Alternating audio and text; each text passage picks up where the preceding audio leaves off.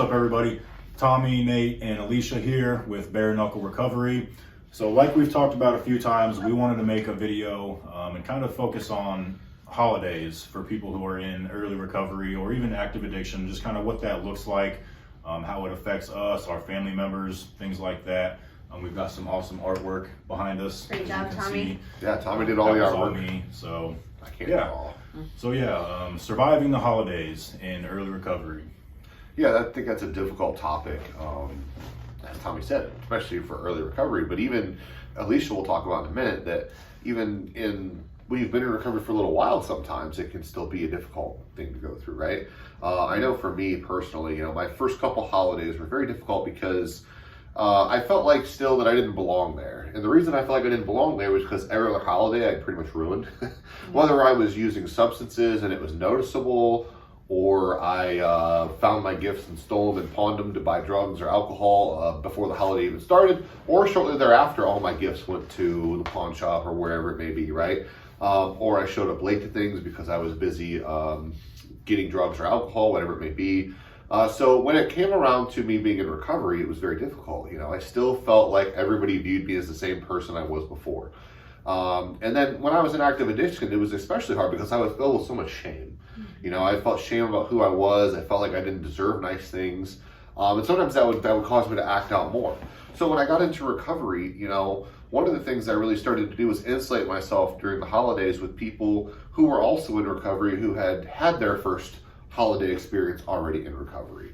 And so I went to more meetings. I talked to my sponsor. I talked to my sober support network and got suggestions from them on how to navigate the family dynamics. We also know it can be hard for people who are the loved ones of those who are in recovery. Maybe it's their first Christmas in recovery, or their loved one is still in active addiction, and it's always hard.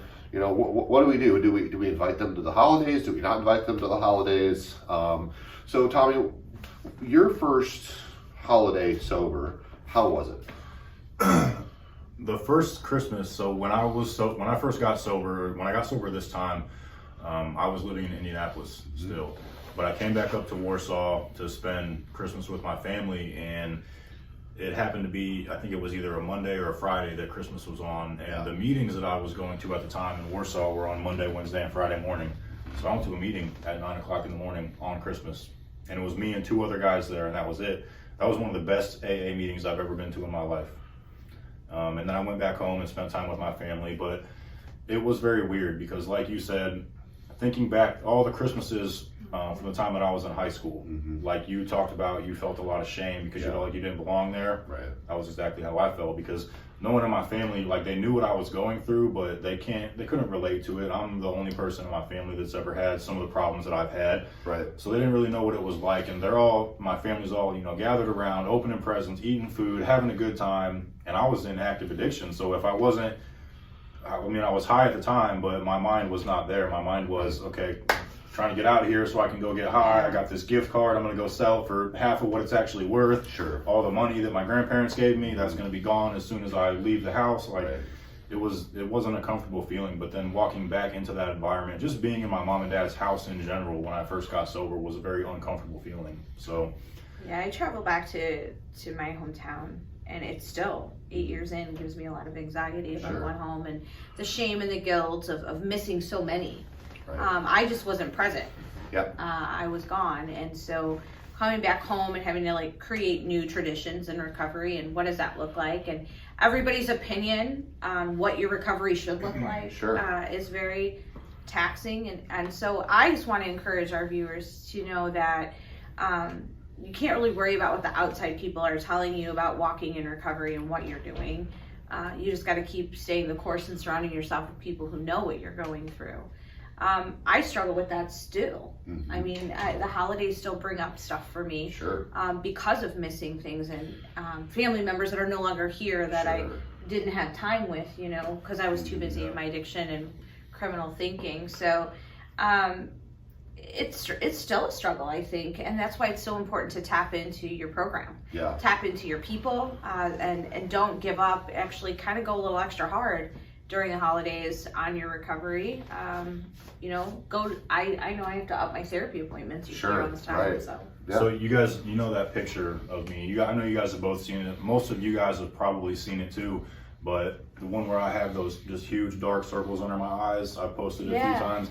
My mom took that picture of me on Thanksgiving one year. And so, I mean, it's obvious what kind of shape I was in during the holidays. And just, you know, that picture is one of the most important pictures of me that I have, because that reminds me. And at the time, this is the weird part, no one really thought that I looked too terrible, because they were so used to seeing that. You being terrible, But when you see that, like when my mom sees that picture now, it makes her sick, because she has something to compare it to now. Whereas before, that was me every single day. Right. So I just think it's interesting that, you know, that was on Thanksgiving. And I don't know about you guys, and I know that we see people that don't want to go to treatment until after the holidays. Sure. And something we talked about today in our time together was how short those lines can be in the timeline of addiction, and how many years ago your line may have been this long and you had a lot longer to mess up and wait and go back. But what's happening out on the streets with fentanyl right now, it shortens that.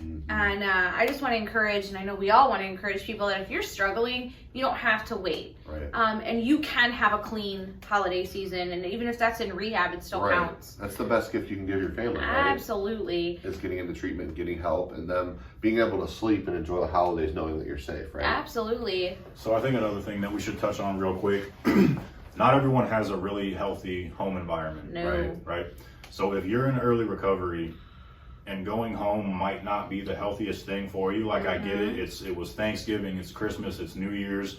My birthday's in this time. My dad's birthday is in this time. So, like, luckily for me, I have a healthy family to go home to. But a lot of people don't. Like I said, if that might not be the best thing for them, maybe take a year off and spend time. Go to an AA meeting, hang out with. There's AA Christmas parties. There's NA Christmas parties. If you went to a treatment center, they normally have some type of get together. Hopefully they have alumni events. Find other ways that you can get support and love, and, you know, continue to build relationships that might not be with your family if it's not going to be healthy to do so. Well, there's plenty of people that are going to be in the same boat as that person, right? Yeah. Exactly. Especially at meetings.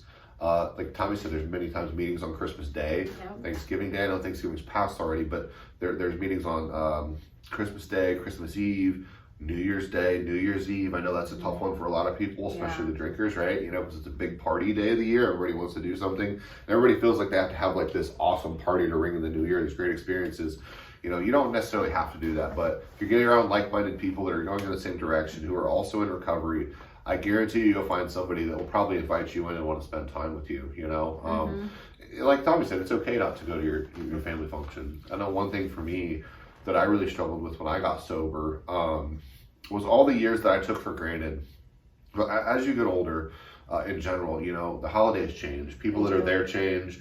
You think back on the years you had with your family that were like some of the best years you remember, like as Christmas, as the holiday season. Some of those people have passed on. And I know for me, I carried a lot of shame and guilt for, you know, being intoxicated during those times, but also never really experiencing it sober and being present emotionally, spiritually, mentally with those individuals, and looking back and longing for those times again. And it really held me back in my recovery for a while, and it didn't let me celebrate the holiday season because I felt shame, guilt, regret. Let me ask you guys a question, because this is something that I kind of dealt with. All those years when we were in active addiction and we would be going to these events, and everyone kind of, like, we ignored everyone pretty much, and we kind of sat in the corner, did our own thing, didn't pay a lot of attention, weren't really involved in the conversations at the dinner table and all those other things. Didn't ask anybody anything about them. No. Yes, but so then you get sober and you go to these events, and your whole family knows that you got sober. They know you went to treatment. They're all proud of you. They're happy to you, and now they're all coming to you, giving you hugs, giving you attention. You know, going out of their way to talk to you. I had a hard time dealing with that. Being like the center of attention in my family, that was extremely stressful for me. So, like I said, I have a very healthy, supportive family, but it was still really stressful for me to go home and then be the center of attention now in a positive way. Before, I was kind of the center of attention in a negative way. Now it's in a positive way, and I didn't know how to deal with that. For me, you know, I had to use my positive coping mechanisms that I learned through treatment and through, you know, my 12-step program, which, you know, number one is gratitude. You know, being grateful for those experiences now, for those people that are there and who have forgiven us. You know, one thing I had to remember that there's a lot of people, like Alicia was saying, they go home and their family still thinks about all the times they weren't there, still doesn't trust them. Yeah. You know, I just accepted that love and was grateful. And it took practice. It's not like an overnight thing where I automatically made the decision, oh, I'm going to be grateful. Right. I had to practice gratitude, you know, and that's why we're encouraging people, like Alicia said, to ramp up their program, start practicing things like gratitude, mindfulness, being in the moment, you know, not getting stuck in these memories of past or the fears of the future, but enjoying the holiday season for what it is. And, you know, part of the bedrock of recovery is gratitude, right? Right. Living in the moment, gratitude, you know, and also think also about, for those people, this is what I do for me. When I start to think about how I feel, that's when I don't really interact well with people because I'm worried about me. But when I start to think about how much it must mean to them, and I put people before myself and get outside, then I'm present and I can be there for those people and have a positive experience. Yep. Takes me outside my own head too. Yeah, it's definitely, it's tricky because if you are in early recovery, you may not have a positive self-image yet. Right. Your inner critic is still screaming at you that you're not good enough, you don't belong there, when in fact you do. And you don't owe anything to anyone when you're in early recovery. You owe it to yourself. Yep. And we always say recovery is very, you know, addiction's very selfish, but recovery has to be as well. But if it doesn't feel good, if it doesn't feel right, and it's not, you know, I like to use the word edifying you in a way, don't stay. Right. You know, give yourself permission to be fluid through this time where if it works, it works. If it doesn't, go find something that does. You don't have to stay stuck. Yeah. But also understand that the families in early recovery have strong boundaries. Yes. And they have to have those boundaries because they can't have people kind of showing up and acting crazy. And I know my family had boundaries. I wasn't invited. I wasn't allowed to be around if I was using drugs, and that's okay. And so getting mad at your family and showing up anyway and doing all that stuff, I really just want to tell you that get help. You know, tis the season, right? Get help. Right. Don't wait till after the holidays. No. Yeah. And also for the families that have someone in active addiction, you know, it's going to be tough to set boundaries. So one of the things we highly encourage you to do is find a support group for people who have a loved one in addiction. You know, and if you have a loved one too that's passed away from the disease, we also encourage you to get some help because it's going to be hard. So we all miss people during the holidays, especially those that have passed away. So we encourage people to get help. And I want to just shout out to a couple resources that we like to use, and that's Mom of an Addict, who also has virtual meetings on Monday night. So if you can't make it to the Warsaw or Fort Wayne area, highly encourage getting on one of those. PALS is huge. Parents of Addicted Loved Ones. There's a great meeting in the Elkhart area, 6:30 on Thursday nights. And there's also a PALS meeting in Marshall County at David's Courage. So, and there's also, if you've lost a loved one and you're looking for grief support, there's one in Plymouth called Dustin's Place.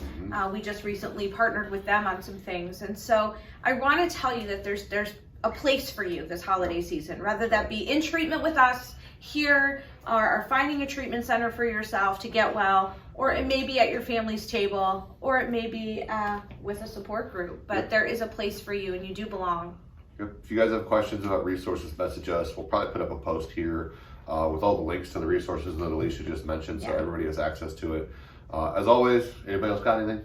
Nope, that's it. All right, thanks guys. We hope you have a happy holiday season. We'll be doing another one in a couple weeks. And we have a big announcement in a couple weeks, too. We will be introducing you to someone new. So be on the lookout for that. Awesome. All right, thanks guys.